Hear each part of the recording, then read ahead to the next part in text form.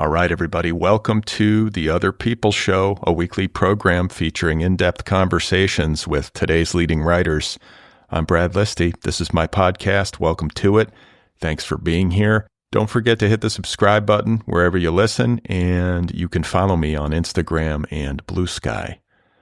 Today, I'm going to be speaking with Susannah Cahalan, author of a new book called The Acid Queen, The Psychedelic Life and Counterculture Rebellion of Rosemary, Woodruff, Leary.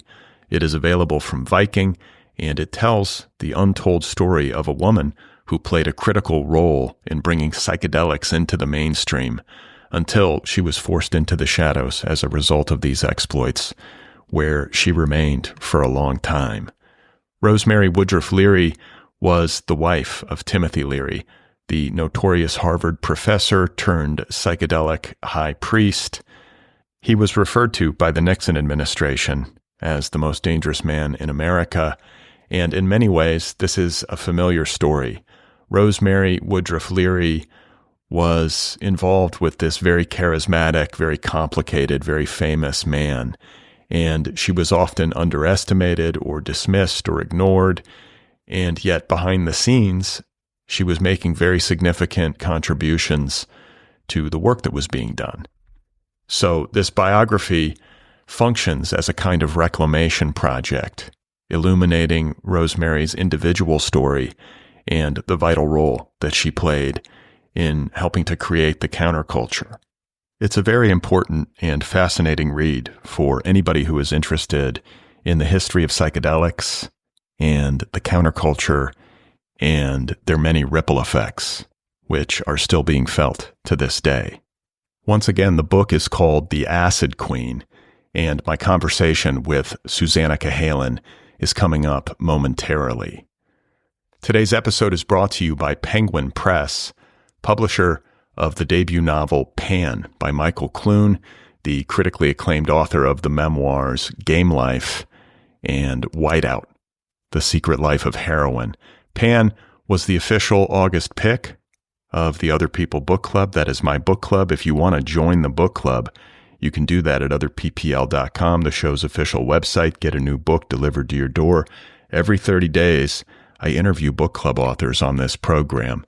I spoke with Michael Clune not too long ago, so check out that episode. We had a great conversation. Pan is often described, coincidentally, as a psychedelic novel. It is also a timeless coming-of-age story, and it was longlisted for the Center for Fiction's 2025 First Novel Prize. Once again, the book is called Pan. It is the debut novel by Michael Clune, available now from Penguin Press. So a quick reminder about my email newsletter. You can sign up for it over at bradlisti.substack.com. I would love it if you did. I will email you once a week with news of the latest episodes of this show. I also share a list of links to things that I've been reading and finding interesting. I share like a good quote every week. I try to make it easy, like a quick, easy, user-friendly, and hopefully helpful newsletter. So if that sounds good, go sign up at bradlisti.substack.com. And I want to give a quick plug to my new company, DeepDive, which is now live. DeepDive specializes in the creation of in-depth audio courses. The debut course from DeepDive is called How to Write a Novel, and it features more than 50 hours of insight, inspiration, and instruction from nearly 4 dozen of today's most celebrated contemporary writers. People like Emily St. John Mandel, Steve Ullman, Stephen Graham Jones, Melissa Broder, Vivi Ganeshananthan, Deb Olin Unferth, Juliet Escoria, Elle Nash, Kimberly King Parsons, Claudia Day, Madeline Lucas, Tiffany Clark Harrison, Purachista Hakpur, Hannah Petard, Lynn Steger Strong, Antoine Wilson, Matt Bell, Matthew Salisis, Maya Binyam. The list goes on. It's an all-star lineup, and there has never been a writing course quite like this one. The launch sale is going on right now. You can get the course for 25% off. That sale ends on September 12th. So if you want to get this course, do it now. Save 25%. Just go to www.deepdive.audio.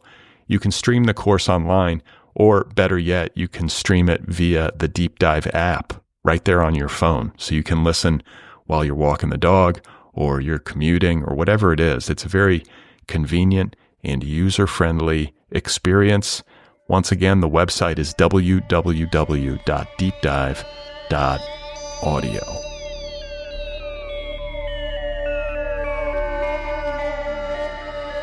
All right, so my guest, once again, is Susannah Cahalan. Her new book is called The Acid Queen, The Psychedelic Life and Counterculture Rebellion of Rosemary Woodruff Leary, available now from Viking. Susannah Cahalan is a #1 New York Times bestselling author. She is also a journalist and a public speaker. Her first book, Brain on Fire, has sold over 1 million copies and has been translated into more than 20 languages. And her second book, entitled The Great Pretender, was shortlisted for the Royal Society's 2020 Science Book Prize. I am very pleased to welcome Susannah onto this program for the first time. As many of you will know, I am very fascinated by psychedelics and the counterculture and 60s countercultural history and all of that stuff. So this book was like catnip to me. I really enjoyed it, and I had a great time talking with Susannah Cahalan, and I'm very pleased to share our conversation with all of you right now. So let's get to it. Here I am with Susannah Cahalan, and her book, one more time, is called The Acid Queen. You know, I have been circling the subject of psychedelics kind of in subtle ways, not directly, very indirect ways in my 2 previous books. So my first book was my memoir, which is called Brain on Fire. And in that book, I talked a bit about ketamine and dissociatives because there was an overlap with the condition that I had that affected my brain, and ketamine and some forms of psychedelics. And so I was very interested in altered states because of my own experience with an autoimmune disease of my brain that caused a prolonged altered state. And then in my second book, I called The Great Pretender, I wrote about a history of psychiatry. And in that history, I talked about psychedelics. And briefly in a chapter, wrote about a psychiatrist named Humphrey Osmond, who coined the term psychedelic with Aldous Huxley. And with Humphrey Osmond, he actually asked his architect, who was designing his psychiatric hospitals, his asylums, to take LSD as a way of understanding the psychotic experience. And so his architect actually would take LSD and go and visit an asylum that he had not designed, one that was freestanding already.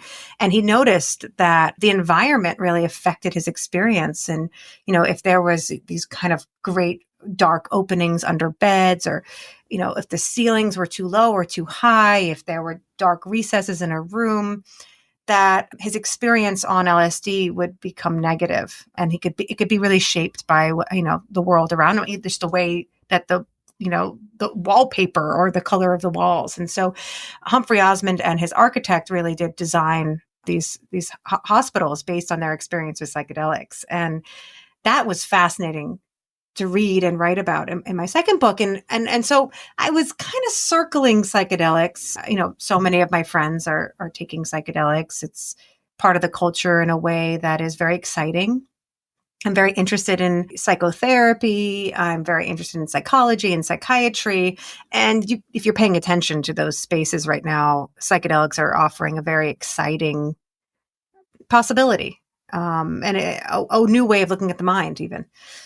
And so I knew in some way that I wanted to maybe write about psychedelics. And a few people had actually reached out to me, researchers, asking me about, you know, if I wanted to weigh in on this, if there was some kind of way to talk about the psychotic experience and the psychedelic experience, given my own experience with psychosis. And so this was in the back of my mind. And I started to go through archives of the New York Public Library. And anytime you're starting to look at psychedelics, the first name that comes up is Timothy Leary. And Timothy Leary, his archives live at the New York Public Library. And there's about 400 bankers' boxes worth of material there. And so I started to go through his files, which were frankly overwhelming, and became aware of another collection that were not subsumed in the Leary collection called the Rosemary Woodruff Leary collection. And at that point, I went through her boxes. There were about 25 bankers' boxes of material. They're far more approachable. And in those boxes, I found a fascinating life, a woman who is very unsung. Most people don't know her. She had a brief period of real renown and then disappeared. And I found someone who has never really been given her due. And that was very exciting to me. And that was kind of how I became interested in her. So what about your own personal experience with psychedelics, especially when you take into consideration this like autoimmune? Yeah. Is it a disease? How do you characterize it? Yeah. It's an autoimmune disease.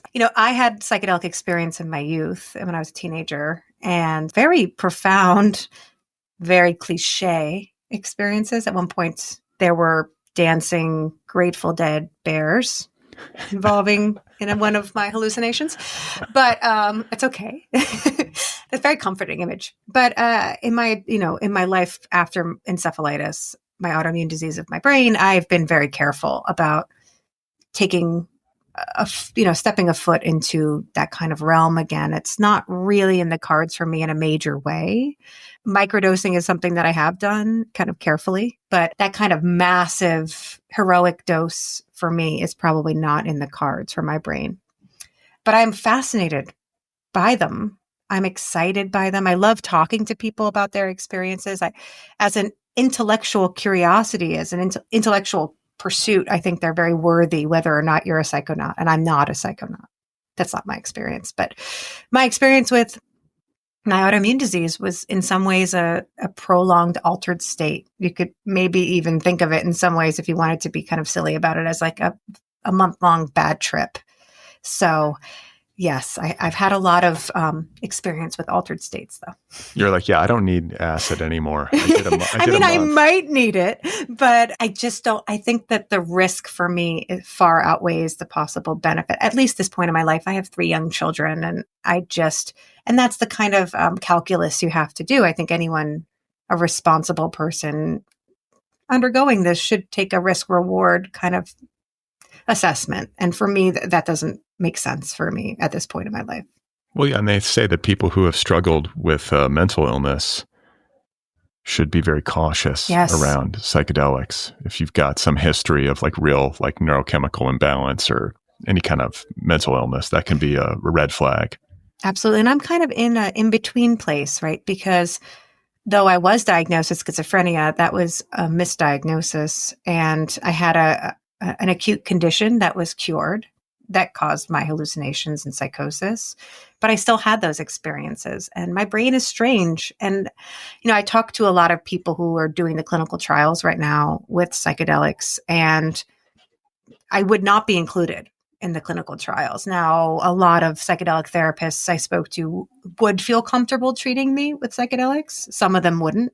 So it was a mixed bag. I was really at the beginning looking for someone to give me permission.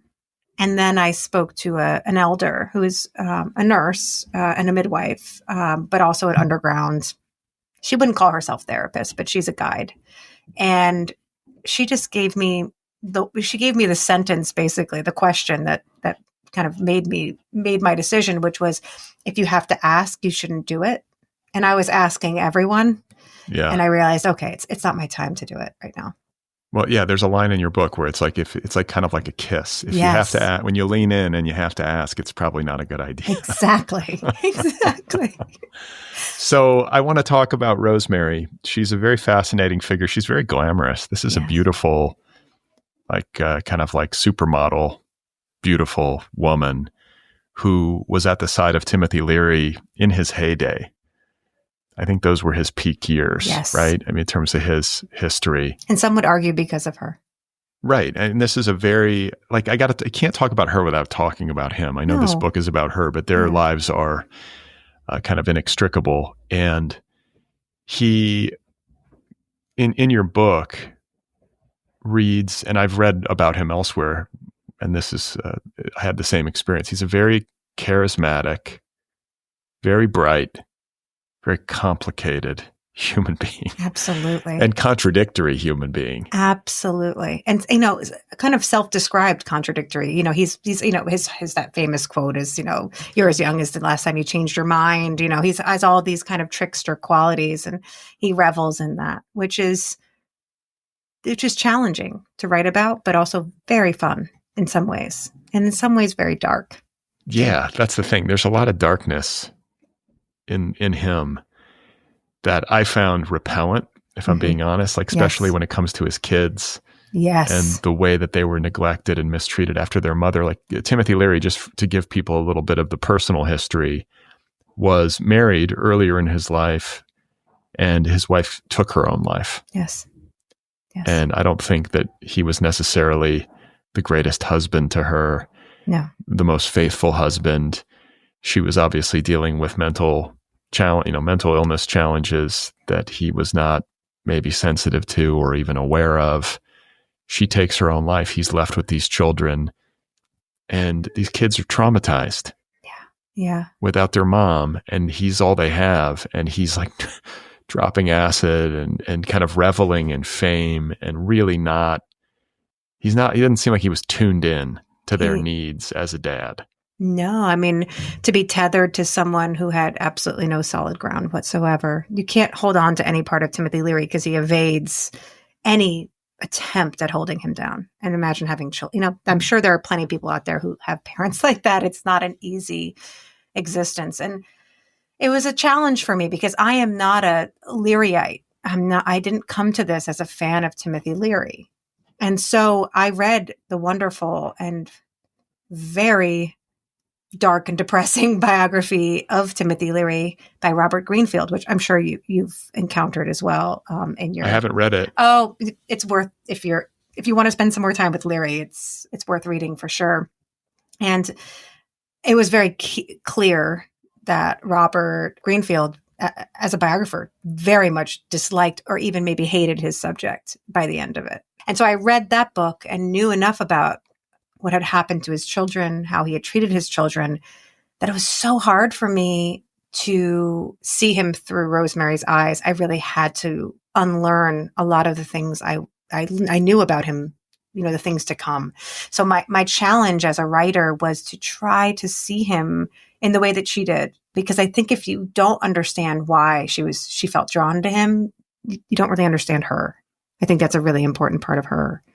But I felt the same way. I found him. I mean, I've come kind of through the looking glass on him. I feel a little bit defensive about him now. I think there's something sociopathic about him in some ways, but I also think that he was extremely engaging and exciting to be around, and, kind of essential to change on a mass scale, at least in the beginning. And then you have the fine tuners that come behind him. I mean, he was destroying things. He was one of those like break things kind of guy. And so I kind of had to work towards seeing the good in that. It was very hard at first, but I had to. So you talked about how Rosemary saw him versus maybe how his biographer saw him. How did she see him? She saw him, I think, as an opportunity and an escape. I think that, Rosemary she was born in 1935 in St. Louis, had dropped out of high school, 2 bad marriages behind her. She had aged out of her job as a stewardess. And here was this ex-Harvard professor, handsome guy, brilliant, kind of at that point, he hadn't developed that notoriety yet, really. So she felt he was going places that maybe she'd end up a professor's wife. So there was opportunity there, but there was also a hot heat between them. I mean, there was something that was that real explosive that went on between them, and undeniable, the pull that they had to each other. And there's also something just so 60s about it all. Yes. Like the tantric sex and the waterfall. Yeah. And yes, exactly. I think she was wearing linen pants, he was barefoot. Yeah, I know. That's the kind of funny thing about taking something like this on. In some ways, you're working with and against the cliche, because she was the embodiment of the kind of turned on hippie chick of the era. But as we understand, and what I learned through her diaries and really getting deep into her psyche, was that it was far more complicated than it appeared, as I think the movement was too. Yeah. I mean, I have very complicated feelings about like psychedelics and just kind of guru culture. Yes. I have such optimism and such like warm feelings towards my own psychedelic experiences in terms of what they opened up for me, like what they showed me. Are you comfortable talking about that? Oh, yeah. I'd love to hear you. What were your experiences like? Oh, I think as a young person, they were sloppy because I didn't know what I was doing and I hadn't really read anything. I was in the Dancing Bear crowd with you. Yes. Not a bad crowd. Great crowd. No, I have a lot of affection for the earnestness and kind of openness of the kid that I was, but I didn't have context. And interestingly, I saw Timothy Leary speak toward the end of his life when I was a freshman at CU Boulder.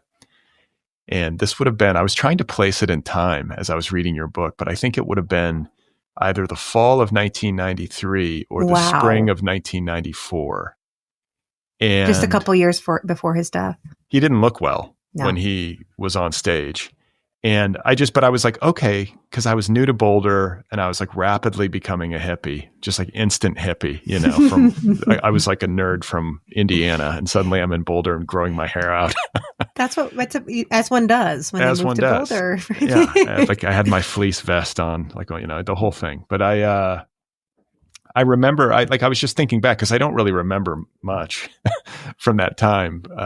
But he was on my radar somehow. Mm-hmm. And I talked to my friend, Andy, and I was like, Timothy Leary's speaking tonight. We got to go see him. And what I recall was that it was a chaotic, like kind of rowdy crowd. Everybody was really high in the crowd. Tracks. I was stoned. I think Timothy Leary was on something. Oh, I'm sure And he was. I remember him like agitating. He didn't seem coherent was my memory. And so my question is like, was I just really stoned?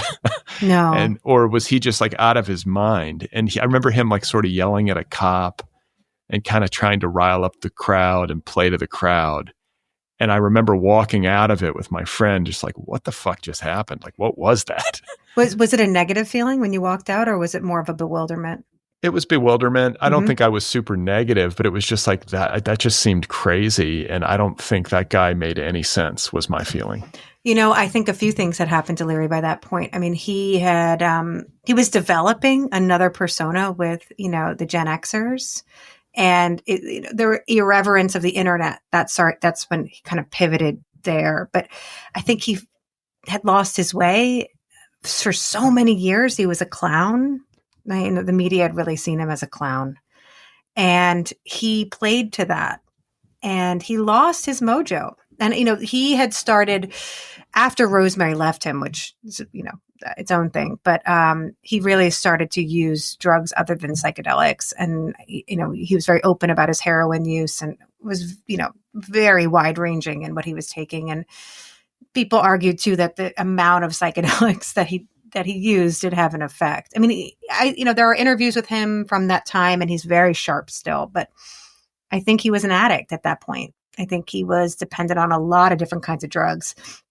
If you look at his drug diaries towards the end of his life, they are comically astounding. Like you kind of can't believe that he took all of those different drugs, and they may or may not have been true. He's a trickster and he's a confabulator and he loves to exaggerate, but I think he was taking a lot of drugs. I think that was true. So it doesn't surprise me that what you saw was a caricature at best and incoherent and out of touch at worst. That doesn't surprise me.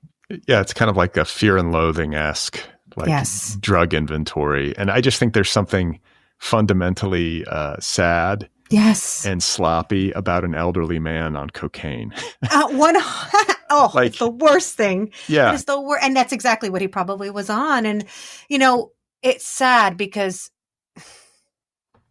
his first acid trip, he saw himself as a clown. He had this whole vision of himself as a clown. And it was, he basically was in a stupor for days. It was so horrifying to him. But the reality was he saw himself as what he would become to the culture. And he started to embrace that side of himself. And you're right, nothing's worse than seeing a man who should know better, who could have had a lot of wisdom. And he did at times have a lot of wisdom. He was very prescient. And those are the things I don't want to take away from him. But he wanted to be loved so badly. He wanted fame. So, and when I say loved, I mean loved by the masses. The individual was far harder for him. The masses, that's what he was after. And to see him really still seeking that a couple years before his death when he should know better, it's sad. It is. And yet Rosemary kind of loved him to the end. Yes. And the celebrities were lining up to hang out with him.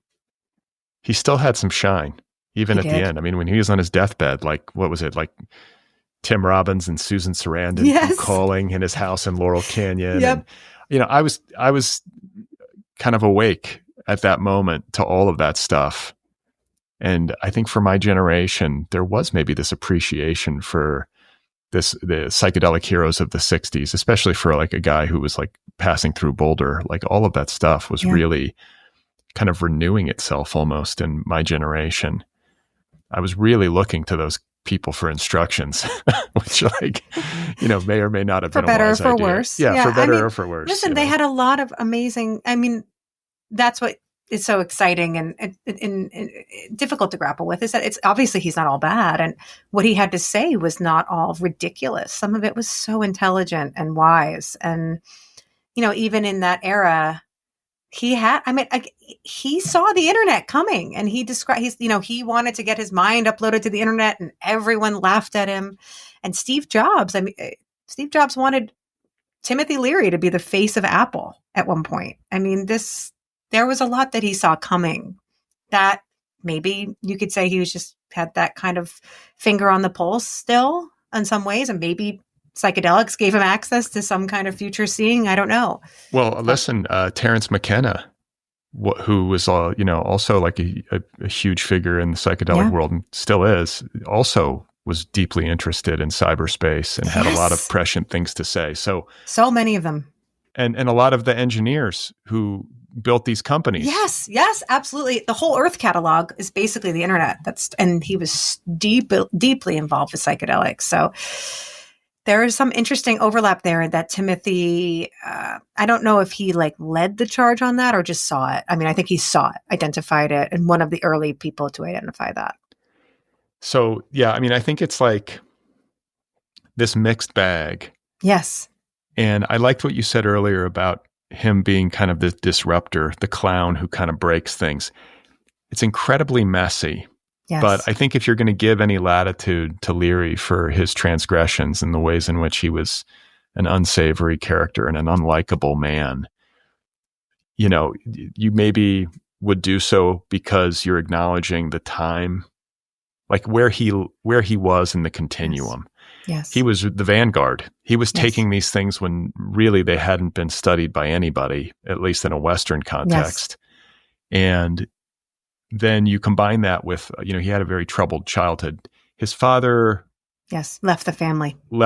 So abandoned alcoholic, by his dad. Left the family. Yep. When he was like 13 years old or something. Yes. So that's a huge piece. And I think that, this approval seeking and this, this love of fame and the crowd and everything else and all of the ego stuff, and then that deep sort of primal wound. Mm-hmm. And then you take psychedelics and you're having these really like authentically monumentally like spiritual experiences. And you have maybe the academic background and the native intelligence and this kind of natural charisma. And suddenly people are looking to you and you're running this study.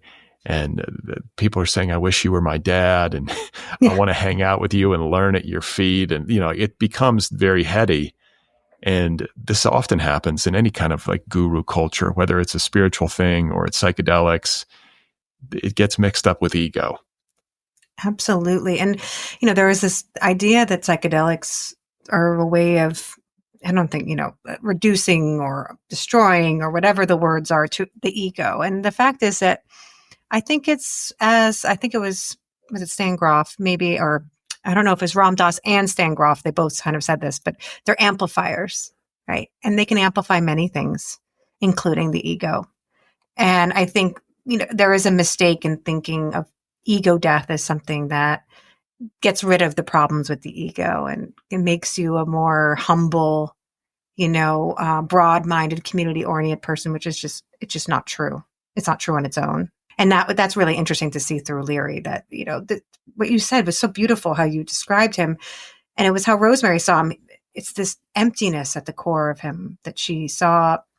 And I think at various points she saw sadness, loneliness, this need and want and desire maybe for a father figure, wherever we can psychoanalyze him. But she identified that very early on. And at various points she saw that kind of that darkness as emptiness. That's where she landed when she ended up leaving him, that there's actually, you could never fill it, that it always needed more. And I think there's part of that is true too, and does speak to the desire to be loved on a grand scale, and it's never enough. And you'll always want more. And that desire is insatiable, and you'll do anything to fulfill it. And she witnessed that happening with him over time. I think that's true. And I think it's also true that he was very lonely and had a big wound there. So I think both things are true. And it is a mixed bag. And he is a fascinating character, and one that I have to say I loved spending time with Rosemary, and I got tired of Timothy at various points, but he also is a fascinating character to study as well. What it made me think as I was finishing the book is I was like, man, if you're a bright, charismatic man in the mid-20th century, Oof. The world was your oyster. It really was. I mean, there's just like nothing that he could not be forgiven for in a way. Have sex with your students. Okay. Totally neglect and disregard your children. Okay. I would say he was abusive to Rosemary. It wasn't a physical abuse, but he was an abusive spouse. Would you agree? Yeah. He could be mean. He could be mean as a snake. Awful. Unforgivably awful. And I mean, yeah. And we'll get to the part where, he turns state's evidence on her. I mean, there's a lot, Yes. a lot of transgressions. It's not just like simple domestic stuff. It's really, it's international. It's international. And,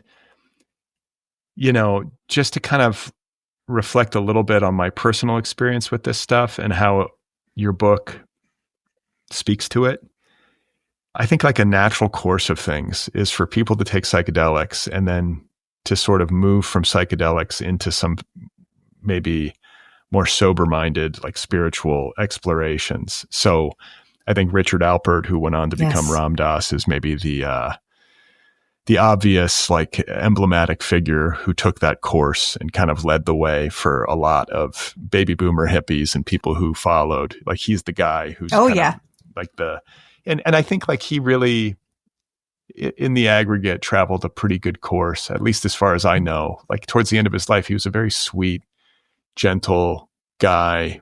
And, I think didn't take himself too seriously. I could be wrong. No, I think you're right. I think you're right. I think especially after having the stroke too, that really gave him he was beautiful. Have you seen that documentary? Yeah.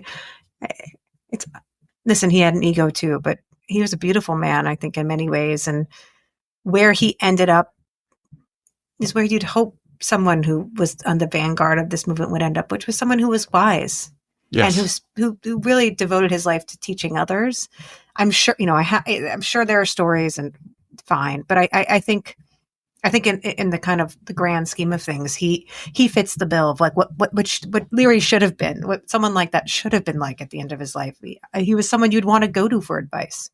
Right. He had a lot of living experience, and he has a great line. I think it was him as well who talked about, like, with psychedelics, which is exactly what you're just saying. When you get the call, hang up the phone. So it's time to, I think there is a diminishing returns to continuing to kind of blast off into space in search of something mystical, in search of some meaning. And just, you end up not quite there and not quite reaching it, and you keep going back and you're getting the same answer or not the answer that you're looking for.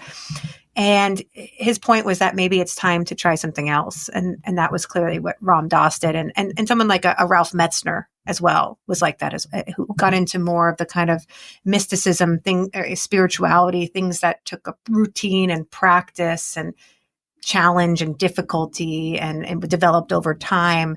That seemed to be the path for a lot of the kind of wiser, more grounded figures of the era. Yeah. And, there's a story that you've probably come across in your research and your reading about Ram Dass, who became Ram Dass when he traveled to India. This was after, I think, he had been fired by Harvard with Leary. That's where he and Leary met. They were professors at Harvard running this study on psilocybin, and they were fired for giving psychedelics to their students, if I have it right. Yeah. I mean, Richard Alpert there was a talk that he was trying to seduce a student. So there was that element. So yeah, he goes to India just to travel and seek. He's been tripping a lot. And I don't know, just was like, I need to go east. A lot of baby boomers in that era went to India. My dad among them. The hippie road. Steve Jobs did it. Yeah. It's amazing how many, oftentimes it's privileged baby boomer kids from not just the United States, but just like kind of like Western, like democracy, like Europe. Yes.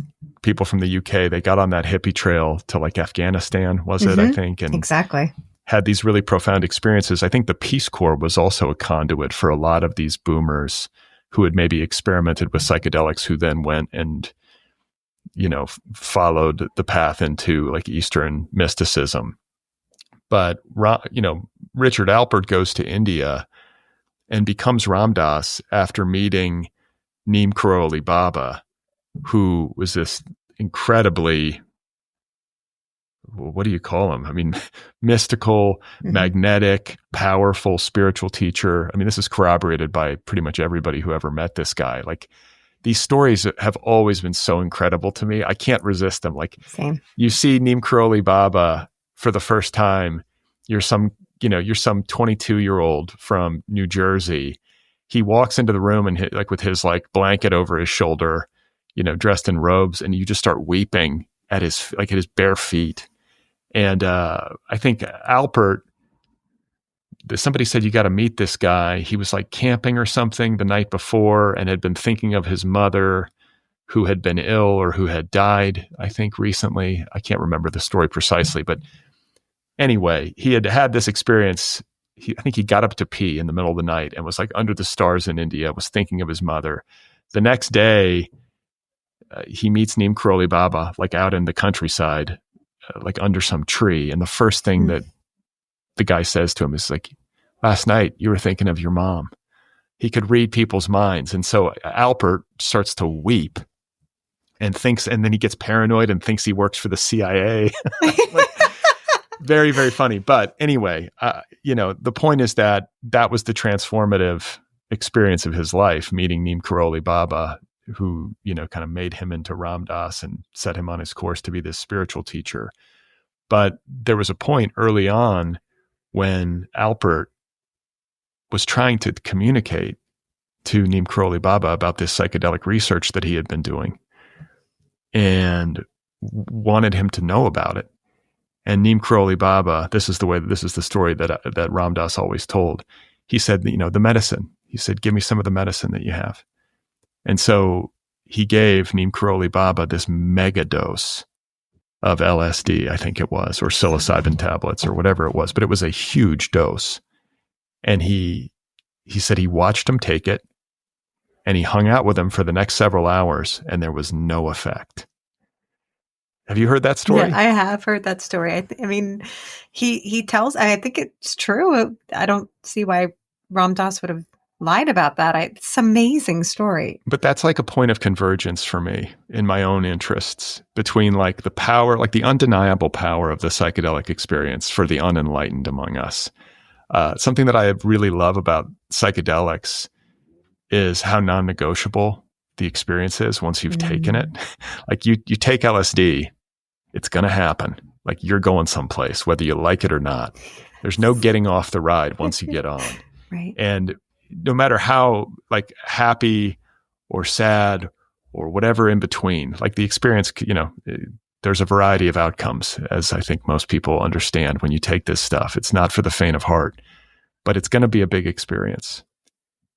And yet, when I think about the messiness of Timothy Leary's life and work, and just that whole era, the whole boomer counterculture hippie thing, especially as we sit here now in 2025, looking back, like all of the idealism that powered it, and then all of the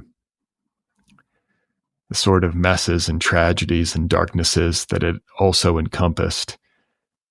And then I think about my own experiences where I've had like incredibly profound experiences, like things that are so ineffable, I can't even name them. It's notorious for resisting language, these experiences. But I also feel like, well, that happened, but I'm still me. Yeah. It's not like it was this magical elixir. I still have work to do. I'm still sad. I'm still frustrated. I still just like snapped at the barista, or you know what I'm saying? Like I'm still just a person. But that begs a really good question though. Like, do you think it changed you?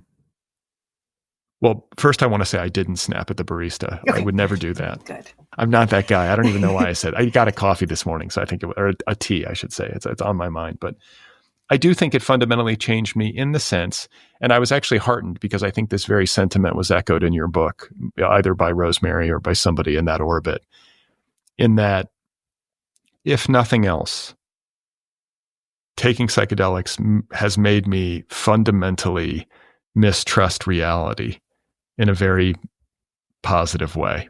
I love that. That's a very Rosemary sentiment. Yeah. I just know that there's a lot more than meets the eye, and that whatever we are able to conceive of with our day-to-day eyes and our day-to-day neurology, I know that there's a lot more to it. And I know that it's a lot grander and more magnificent and more mysterious than I ever realized. And that fundamental assessment has never left me. That's amazing. And I have to say, I think that that's a gift. And it was for Rosemary. One of my favorite lines that she, towards the end of her life, after having taken about 200 or so major acid trips in her life, she talked about what is the legacy of that. Like what endures. And basically she said that it's beauty, and it's this experience of the world that we put blinders on to the fact that there is more to our reality than is immediately meeting the eye as we're digesting it in our brains. And that it's this understanding that there is a great beauty that surrounds us. And she said, her line is, I believe in everything and I believe in nothing, but it leaves me in a comfortable place. Yes. Oof. I mean, wow. To me, that's more moving. It's not I can't like put that into effect in my life in any kind of religious, after working with this book and working with Rosemary's archives and really the material, I became very interested in kind of a feeling in my life that I'm missing something, like I'm missing religion or something. And I never had that in my life. And you can't implement that necessarily, that sentiment, I believe in everything and nothing, but it's the closest that I can feel towards a kind of religious, mystical sense that I am looking for or feel, so it's very profound for me. It's in some ways more profound than anything in Timothy Leary's books. Well, I want to talk about the prison break because, if we're going to adapt this for the screen, that's probably... You think you're going to go there? I think I'm going to go there, middle of the movie. Okay, for me, I know this sounds very silly maybe, but my the most cinematic part for me is the least cinematic part in the book, which is the part where I would go, which is Cape Cod when she was underground. That's interesting too, though. In terms of like the thumbnail sketch of her existence, the prison break looms large and is extremely cinematic. Absolutely. And it also ties back to what we were talking about when it comes to forgiving Leary of his sins and maybe understanding these people in context. Being the first or being at the vanguard came with real costs. serious Absolutely. costs. And so there was a lot of legal pushback, especially towards the end of the 60s, as psychedelics had to go underground because they became illegal and the government wasn't into it. And he became kind of like public enemy number one. And the Nixon administration called him like the most dangerous man in America and all this stuff. And so Leary, there were a lot of drug busts and there were a lot of like run-ins with the law. And there was one in particular where he gets convicted, and I think he was sentenced to 10 years in prison for really what today would, there's no way he would go to jail. It was an exorbitant penalty. And, at that point, he was in his late 40s, early 50s? Yes. And he was looking at spending a decade in prison, and it was just intolerable for him. And he was apart from Rosemary, obviously, and she from him. And she broke him out of jail. Yeah. And I had known that somehow. I did not realize how he did it. He shimmied up a telephone pole. Apparently, and then yes. And then dangled from like a wire. I mean, just craziness. Barbed wire, apparently. And then, yeah, I don't know what to make of it, but I will say, even it wasn't even just 10 years because that was one of the charges. So they were busted in Laguna Beach, which was the 10-year sentence, and then they also faced charges from a prior bust in 1965 in Laredo, Texas, which was another 10 years. Ugh. And then they were facing charges in Poughkeepsie that he hadn't yet. He was going to go to trial over charges in Poughkeepsie too. So he was going to spend probably the rest of his life in prison, or the rest of his viable life in prison. And I don't think you can underestimate what that means. I think it wasn't a joke. Let's just say, I mean, he was behind bars and had spent months behind bars by the time that Rosemary was working with various forces in the New Left and the underground to free him. But he was despondent. He knew that if he stayed in for much longer, he would lose his mind, and he had already lost his freedom, and he was desperate. And the only real way that they could see would be, they tried for an appeal, and their initial attempt was totally rejected. It wasn't looking good, even though it was so outrageous, the amount of time he was facing. I think at the time during the Laredo bust for his 10-year sentence, he got more time than the people who assassinated Malcolm X. So it gives you some context too, that even at the time, it was outrageous amount.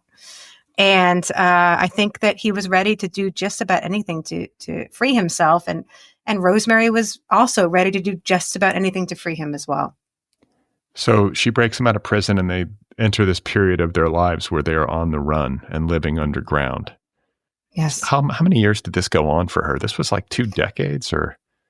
Yeah, well, with Leary, that was a short period of time. That was about from 1970 to about 1972. They were running around first in Algeria, and then in Switzerland and in Europe. And then after that, when they break up and she continues to be, and she's forced further underground by Leary himself, she spends 24 years underground, living under an assumed name, living as Sarah Woodruff on Cape Cod. It's a whole story there, but he ends up cooperating, but she never did. And she spent 2 decades erasing herself effectively from the record. Well, this is the part of the story where I recoiled, because they break up. They're both living, on the run. They've been living on the run for years. And then at some point she realizes that he's trying to turn state's evidence on her to get himself out of any kind of legal, he's trying to get himself out of trouble by throwing her under the bus. Yeah, it was, I had the letter that Leary sent. So by this time she had left him, and she left him for a younger man who became kind of her protector and her supporter. There was a little bit of a role reversal. She was the one who was the more famous one, the one who was the star in the relationship. And the person that she was with was a man named John Schul, who felt very much that he was in the company of a goddess, and he treated her that way most of the time. And so, she decides to leave Leary, and Leary's not happy about it. And he gets back at her in various ways, some of them financially, some of them through the fact that she had wanted to get pregnant, and he actually has a relationship with another woman who may or may not have been pregnant, but he makes it very clear that she might have been pregnant. There are certain things that he does to kind of shiv her in a way. But ultimately, he does get arrested in Afghanistan. Like the one place Rosemary always told him, never step foot in Afghanistan. Don't get on a plane. And of course, he does with his new perfect love, a woman named Joanna Leary. And together, they're arrested and extradited to the United States, where he's supposed to, fulfill his prison sentence, but he ends up cooperating with the feds. And part of his cooperation, really the arrow was pointed at this lawyer named Michael Kennedy, who was a famous lawyer of the political left. He had ties to Bernardine Dorn. He, Jane Fonda. He was associated with the Black Panthers. I mean, he really took on a lot of the New Left's causes. And he represented the Weather Underground, who helped facilitate the prison escape with Leary. And he represented, as I said, the Black Panthers. And they ended up, staying with the Black Panthers briefly in Algeria. So he's the kind of linchpin among these various groups. He also represented a group called the Brotherhood of Eternal Love, which was a kind of, it's kind of a hippie mafia. They smuggled in hash in hollowed out surfboards from Afghanistan and brought in a lot of different drugs from Mexico as well, in kind of Volkswagen. So, they were amazing kind of larger than life group, but they were also a religious organization as well, that believed in psychedelics. And wait, like the Brotherhood of Eternal Love, were they based in Laguna? Yes, they were. And then I want to say, if I have my counterculture history right, there was a documentary made about these two guys who I think were affiliated with it. The documentary had the word sunshine in the title. Oh, yeah. Sunshine Makers or the Sunshine Makers. Yes. These guys distributed more LSD. Nick Sands and it was Nick Sands and I can't remember who the other person is, but I mean, I think their goal was to turn on the whole United States, but millions of doses of LSD were confiscated. This documentary features these guys late in their life. I think they died, or at least one of them died. I read. But the dude's like naked. He's like the quintessential like boomer hippie in his golden years, just like doing yoga, nude, and again, it tracks perfectly. But fascinating, and I didn't. It's also local to me as somebody in Southern California. But the Brotherhood of Eternal Love, played a big role in Rosemary and Timothy's life. Yes. For a while. They were also represented by this lawyer. So you have these groups all represent this kind of hub, which was Michael Kennedy.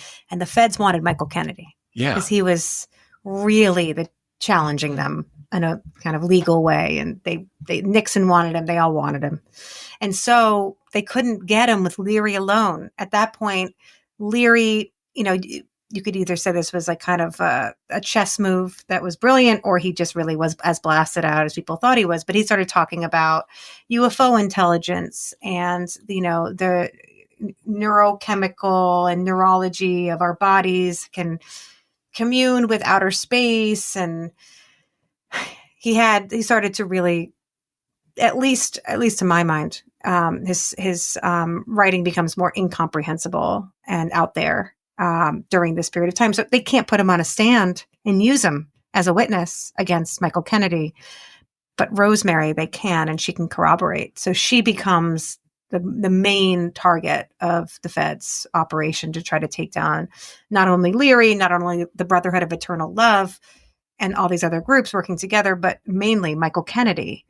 And so Leary cooperates with the feds. He decodes their love letters, which they were sending back and forth, which contained all sorts of messages about what was happening regarding the escape.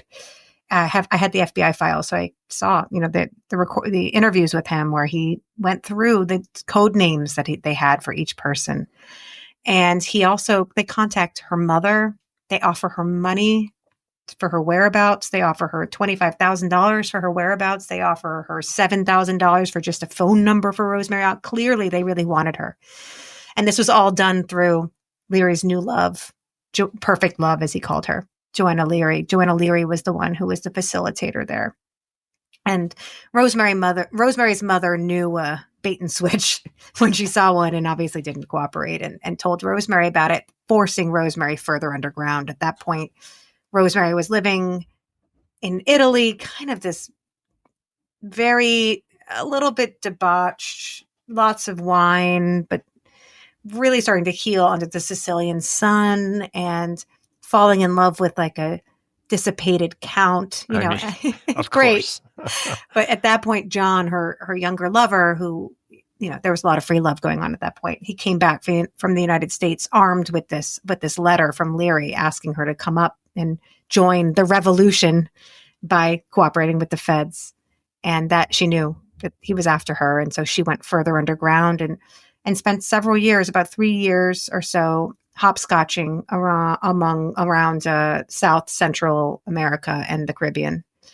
And eventually she returned to the country in 1976. She claimed she water skied back into the country in a bikini.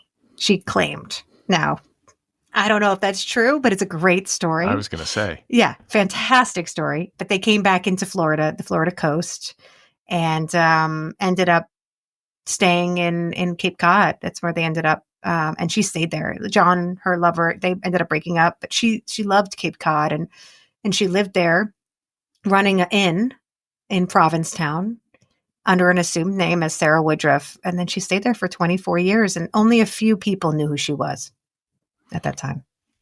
Yeah, that's something that your book made me think about, is like the psychological and physical costs of living underground.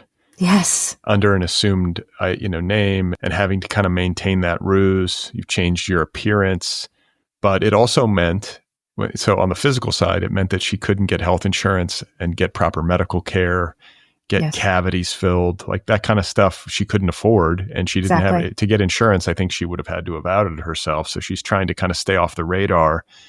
And it's just taxing. It's taxing to live like that. And to live with that constant fear. That might be the most taxing part of it all. It was a heavy burden. And people who knew her and later learned her identity, they all described her as someone who it seemed like she was carrying a heavy load. That there was a dark cloud around her. And that was not the way anyone would have dared describe her before. I mean, she was very grounded, beautiful, emitting this kind of effervescence and light, and people wanted to be around her. She was magnetic but also calming. Like Leary amplified the room and everyone buzzed around him, but she kind of centered everyone and brought everyone down, and the orbit was quieter, was more languid, was more enjoyable, I think, more more embodying, more warmer. Kind of, warmer is the word, warmer. And, this was not the way people described her. She was aloof, I think, dark. There was darkness about her, a heaviness that people described. And that was the toll of living underground. And it took a serious toll. I mean, she died in her early 60s, mid 60s. And, she was sick for a long time, developed various illnesses during her time underground. And like you said, didn't have the money to have health insurance and had to find a job where she didn't have to give a social security number. So that limited her ability to make money. I had her, at one point, she did start filing tax returns under her assumed name, which is kind of funny. And I got to see how much she made a year. And, running an inn in Half Moon Bay in California, she made $12,000 a year. And, she lived on the grounds and constantly struggled with money. And there were some people who actually knew about her and knew what she had done by keeping quiet and not ratting on everyone who had helped them escape and keeping a lot of people out of prison. And she was funded by some quiet donors a bit, $5,000 here, $10,000 there. But mostly she lived a life of a lot of pain, I think. Yeah. And there's lots of financial precarity for her and for Timothy Leary. And yet, as it is often the case with these kinds of movements, and especially around gurus, there's always the rich benefactor. Oh yeah. Going all the way back to Millbrook, which we didn't even talk about, but Millbrook is the sort of infamous psychedelic mansion in, I think it's in upstate New York. Yes, exactly. Millbrook, upstate New York. Yeah. Which I want to say I just saw the story on the internet. Probably did. It's up for sale. $65 million. You can have it. Yes. It can be yours. Better sell some books. I'm just saying. But, that for people who don't know, it was this big mansion where Timothy Leary, after he had been kind of excommunicated from academia, continued to run his quote unquote experiments, his studies. But in a lot of ways, it was just a haven for seekers and for like beautiful, privileged people. And it was owned by Peggy Hitchcock was Well, the owners were Billy, the Hitchcock brothers. I think they were twins. Peggy Hitchcock was their sister. She was but she was the connector. So she knew and dated Timothy Leary briefly and arranged for Leary to rent the big house on the estate, which is this amazing Queen Anne Victorian in this sprawling 200-acre estate with many buildings, including a bowling alley, tennis courts, this amazing gilded ceiling bungalow. But they rented the big house there for $1 a year.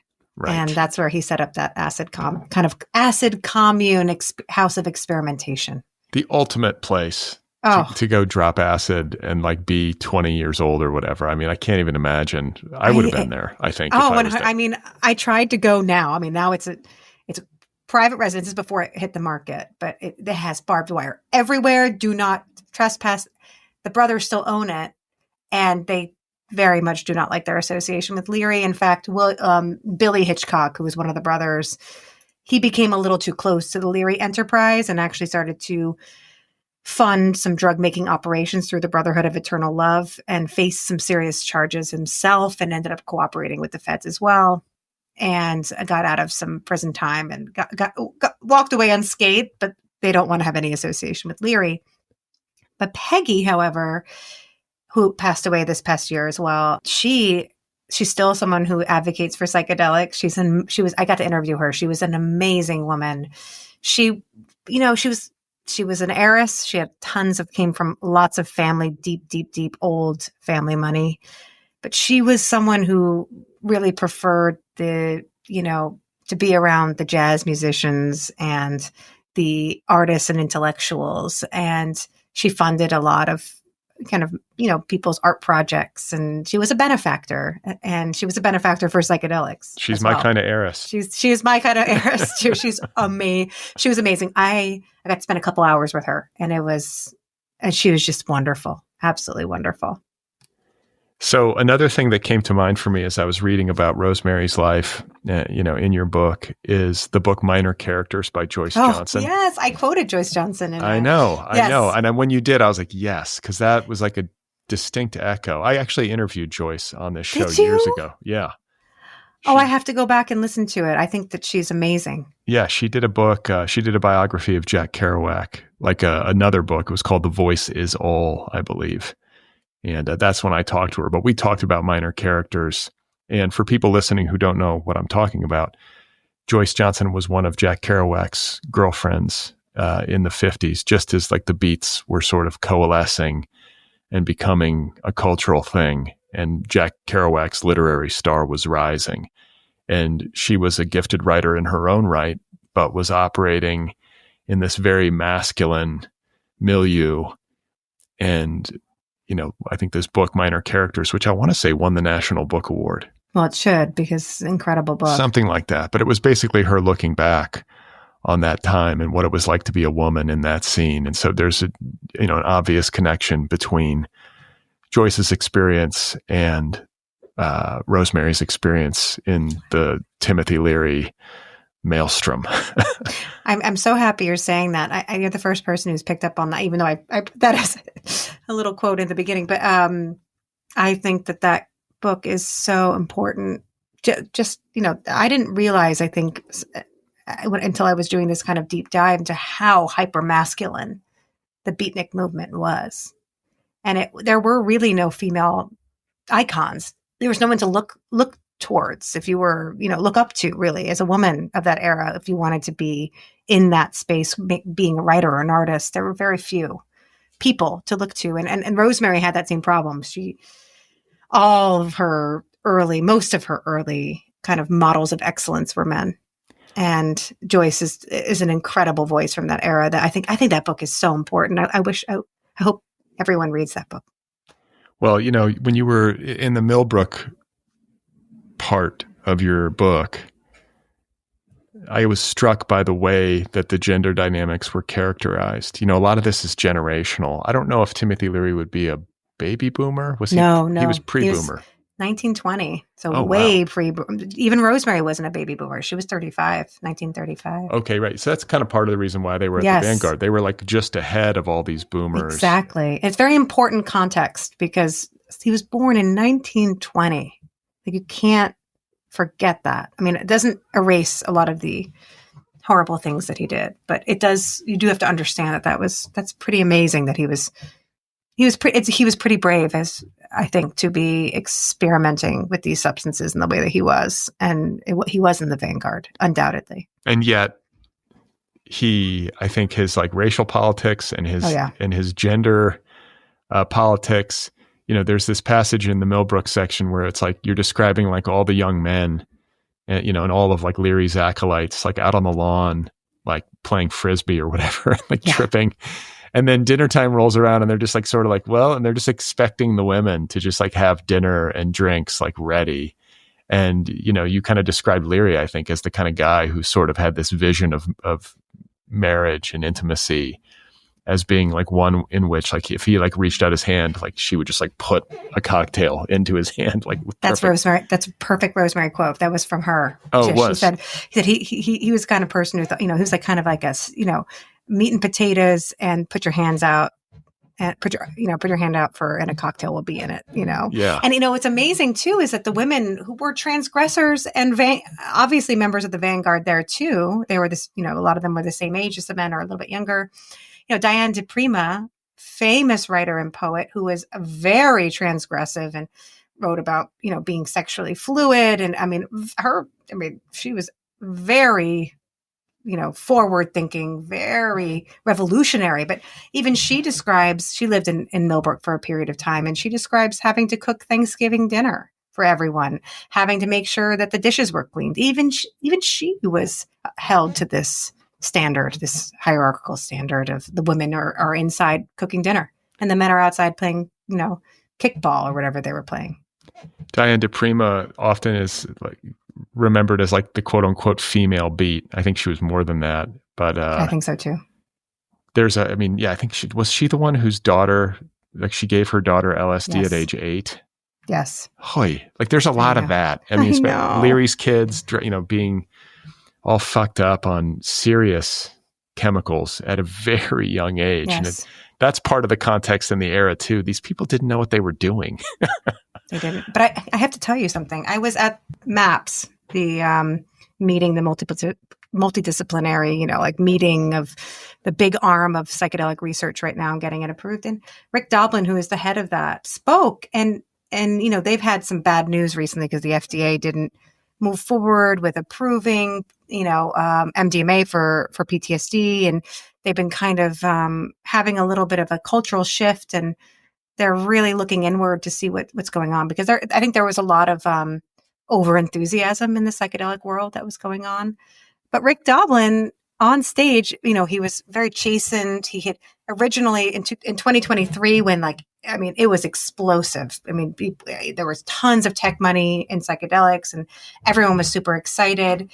And they have these conferences and it's like, you can feel it. 2023, I wasn't there, but it was described as it was, the attendees were there were more attendees than ever. There was tons of tech people there, and he wore all white, like a guru outfit, like something Leary would wear, and like probably an all white suit.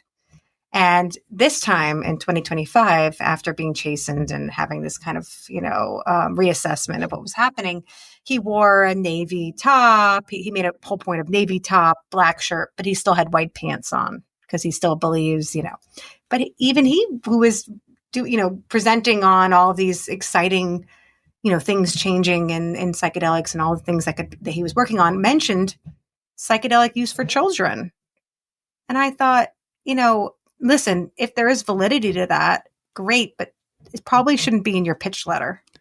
One would think. Listen, if it's like the dose is modulated properly, if it's like a really low dose. But maybe that's not the opening gambit. Yeah. You know what I mean? Like maybe that comes in 10 years when I just couldn't believe it. Well, it is interesting. That was something that I did want to ask you about, is kind of the state of psychedelia, like with a capital P, because I certainly have felt like over the last 15 years, like a real growing resurgence of interest, like, which I have my theories about. I think maybe just like the collapse of America, its political institutions and the rise of fascism and the ecological collapse and war. And, there's just like so much coming at people.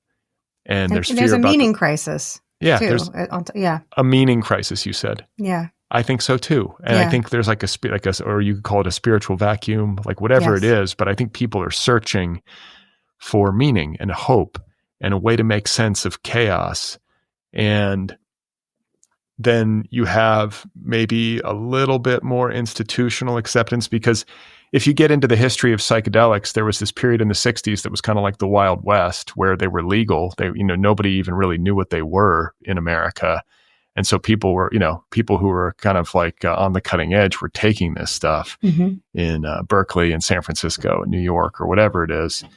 And then the government catches wind of it and sees it as a threat because it's causing people to question what the fuck is going on, which governments tend not to want people to be doing in mass. And so then they put the clamps on it, and then they really restrict psychedelic research, and it kind of falls off the cliff. So there was this period, and famously, I want to say Cary Grant had a psychotherapist in Beverly Hills who was administering. Otto Janiger. Say again? Otto Janiger. Okay, yeah. So he was doing psychedelic therapy all the way back then, and then it just stopped. Well, I have to tell you a story that I think it's in the book, Operation Petticoat, which is what Cary Grant was in, and it was starring Cary Grant and Tony Curtis. This is a movie. It's called Operation Petticoat. It's I think like a naval comedy or something of that time. It's a huge subgenre, by the way. The huge. Naval comedy. You would be surprised. Yeah. But Rosemary was an extra in that movie, and that's the movie when Cary Grant went public about his LSD use. Right. How weird is that? Like then these synchronicities of Rosemary's life that just set things off. But anyway, sorry. Yeah. So the point is that there was this early period of excitement and fervor, which I think is mirrored by the recent excitement that you just described at these MAPS conferences. But in between, there was this enormous fallow period where I want to say psychedelic research was restricted to just a couple of universities. It was like Johns Hopkins. Not even. No, not even. They weren't allowed? Only recently, only in the 2000s were they allowed, really. Oh, okay. Because that's where a lot of this stuff was coming out that I would read about. And that was in the last 20 years. Okay. Yeah. Like the Michael Pollan book talks about, what's the guy's name? Roland Griffiths? Yes. Mm-hmm. Yep. Who I think recently hugely died. Instrumental. Exactly. There were certain pockets of, I think it initially started in Europe, and then there were some places in Johns Hopkins major hub of starting to be able to research them, because they're a Schedule I drug, and part of being a Schedule I drug that they have no scientific use whatsoever. Obviously that's shifting.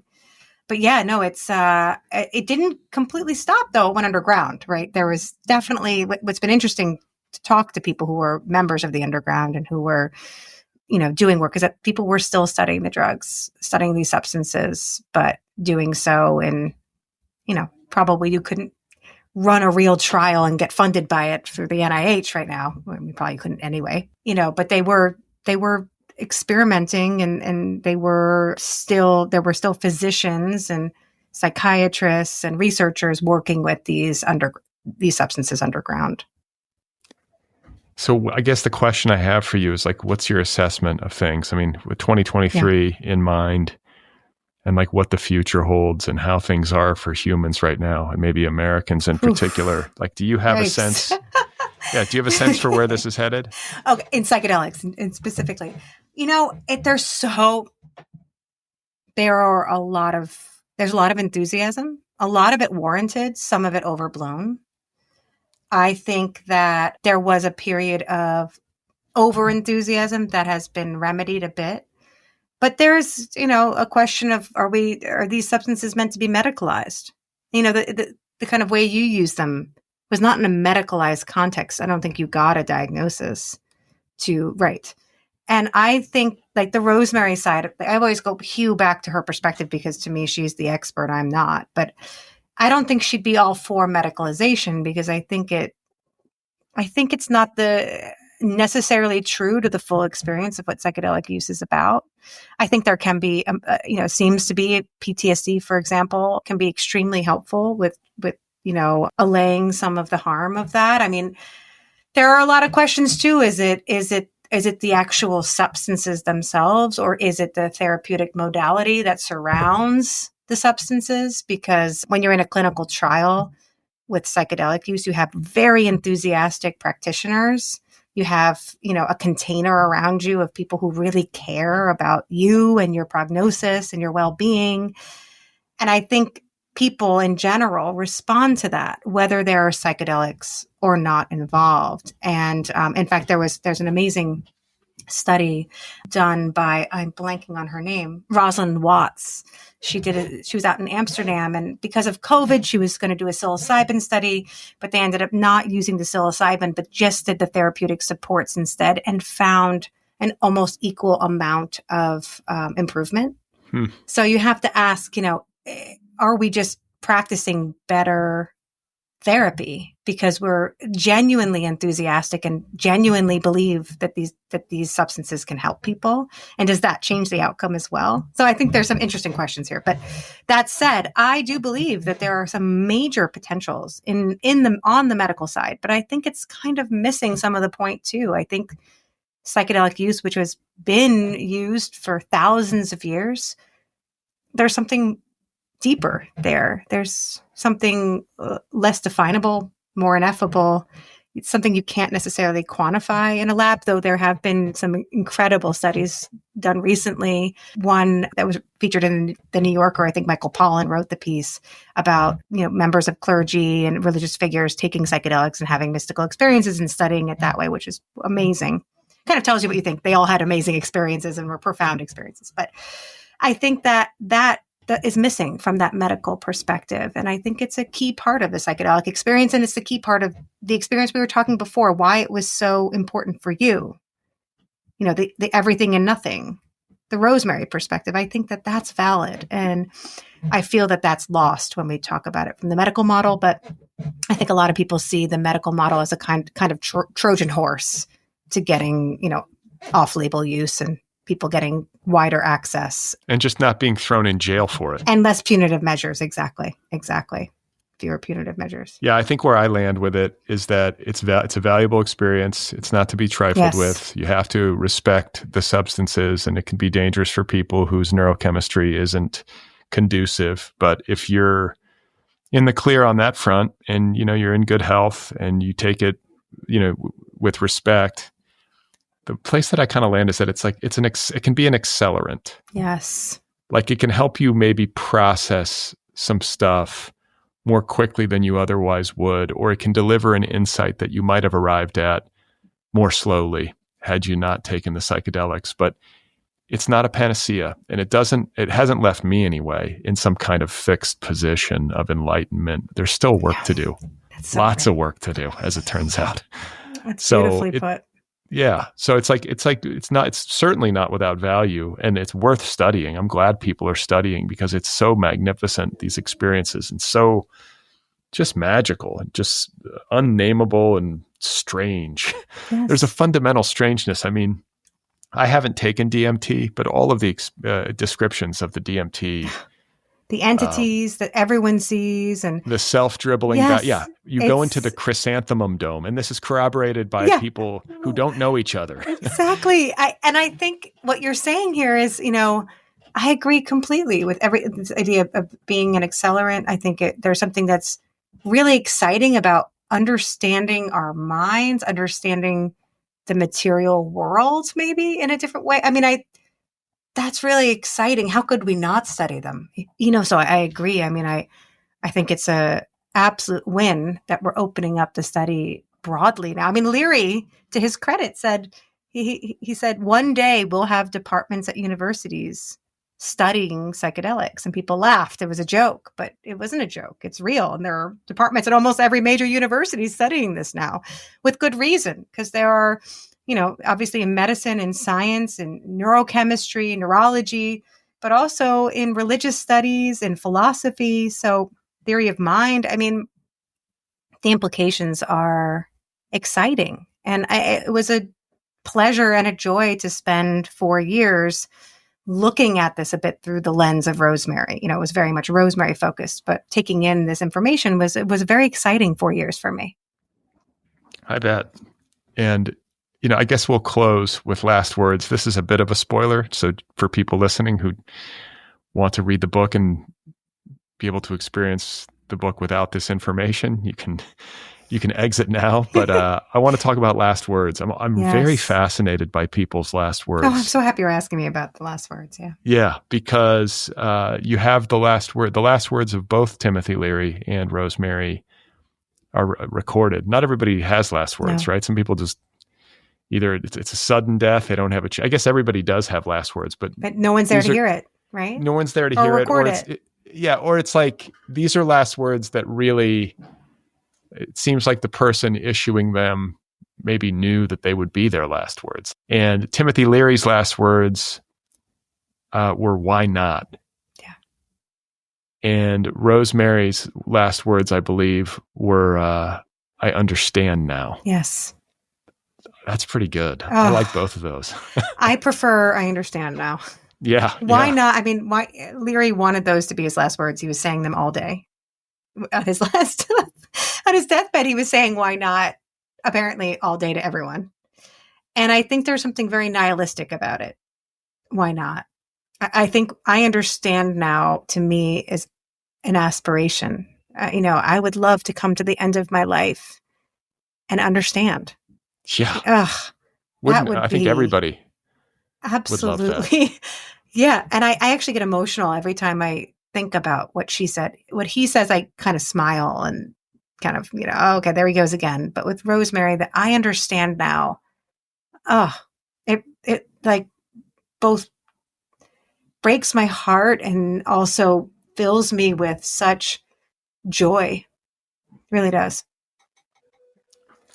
I want to say Steve Jobs' last words were, "Oh, wow." That's pretty good. Hopefully, that gives me some hope. I'll Me take too. "Oh, wow," and "I understand hope. now." Yes. Yeah. I will take it. Why not? I'll take 2, I guess. It's, that's fine. But "oh, wow. I understand." It's better now. than "oh, shit." Yeah. And it's better than "I don't understand." Don't let way better. Yes. My last words will be like, "I'm so confused." My last words would be like, "I have to go to the bathroom."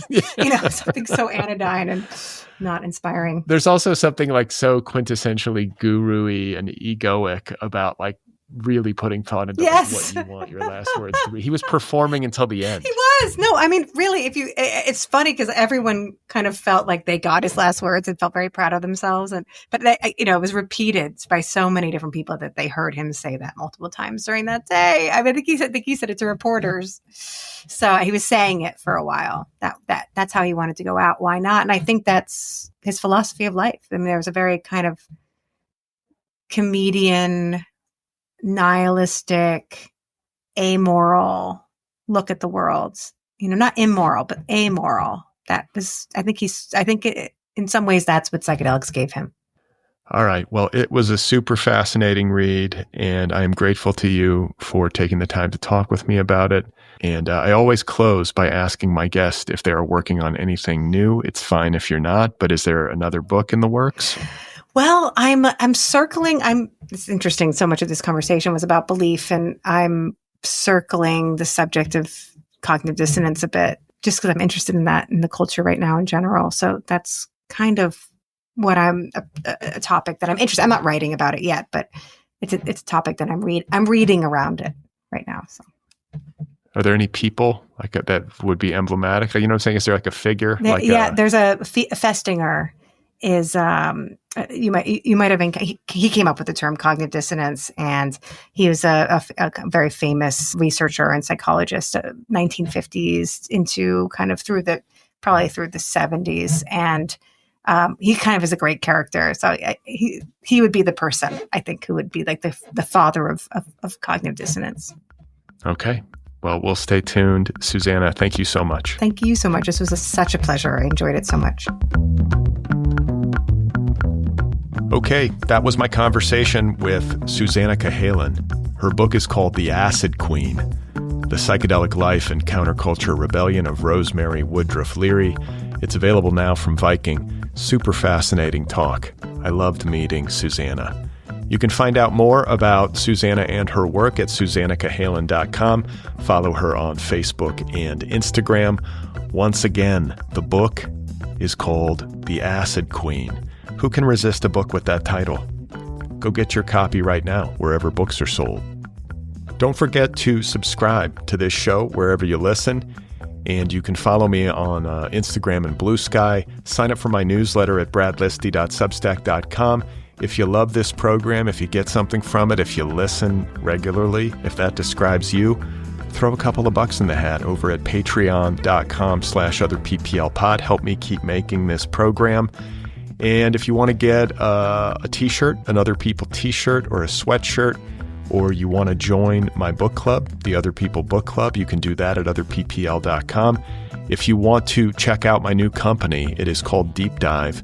The debut course is How to Write a Novel, more than 50 hours of insight, inspiration, and instruction from nearly 4 dozen of today's most celebrated contemporary authors. Check it out at www.deepdive.audio. Last but not least, if you have a minute and you want to help me out, please give this show a rating wherever you listen. Spotify, Apple Podcasts, wherever you get this program. Rate it. Write a little review if that's an option. It helps the show in the algorithm, and it helps it find new listeners. All right, so coming up on Thursday, I should be back with my friend and co-host Mira Gonzalez for a brand new episode of Brad and Mira for the Culture, this program's weekly pop culture assessment.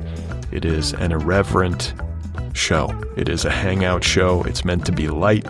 It is meant to be a bit of an antidote to the heaviness of the times that we are living in.